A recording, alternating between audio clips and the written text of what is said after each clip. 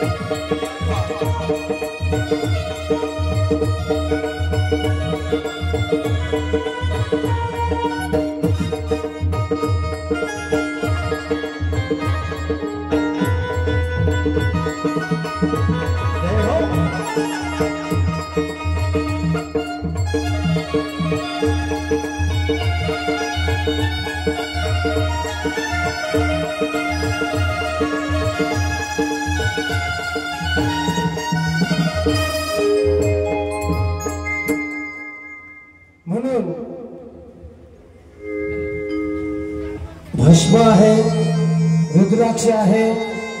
जो रुद्राक्ष घालत असेल ना दादा, पावर किती आहे सांगू तुम्हाला. जो रुद्राक्ष घालून भेट करतो, खालचं भेट करतो. जो रुद्राक्ष घालत असेल तर त्याला अकाल मृत्यू कधीही येत नाही.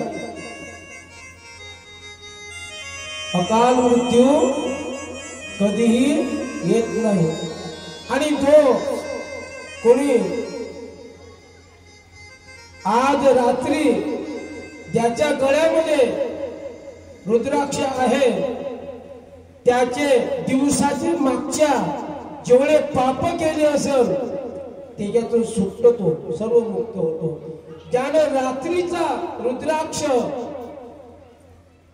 अंगामध्ये टाकला असेल नाही का, ज्याने दिवसाचे रुद्राक्ष परिधान केला असेल तर मागच्या रात्रीचे पाप संपूर्ण भस्म होतात.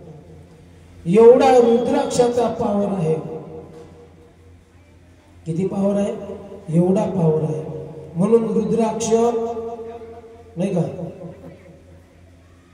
रुद्राक्ष परिधान करा. जोपर्यंत तुम्ही रुद्राक्ष परिधान करणार नाही, शिव तुमच्या जवळ येणार नाही. शिवजी तुमच्या जवळ यायला पाहिजे ना, काय नाही?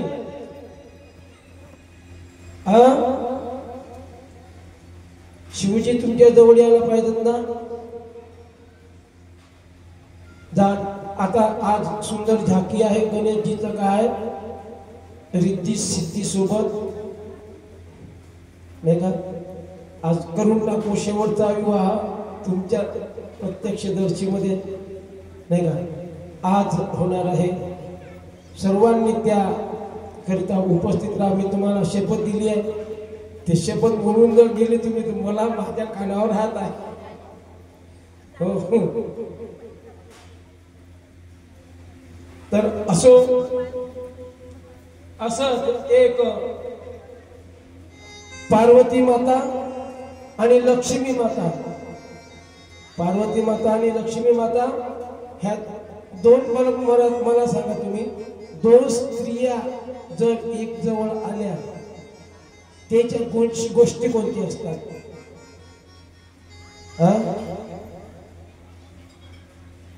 दोन स्त्रिया जर एका जवळ आल्या तर कधीच परमार्थातल्या गोष्टी चालणार नाही.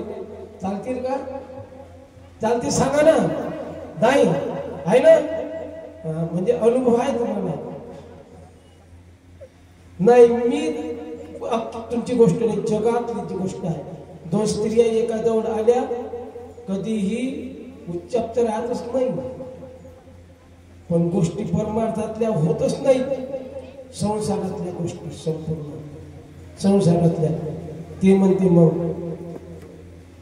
लक्ष्मी म्हणते, बाई पार्वती माझ्या पतीसारखा पतीच नाही. आणि पार्वती म्हणते माझ्या पतीसारखा पती नाही, कारण देवाचा देव महादेव आहे. लागलं ना दोघं मीच भांडण. काय लागलं? या मधून खूप निष्पन्न होतंय. लागलं दोघी मध्ये भांडण. ती म्हणे माझा पती श्रेष्ठ आहे, ती म्हणे माझा पती श्रेष्ठ आहे. आणि असं करता करता मग श्रेष्ठत्व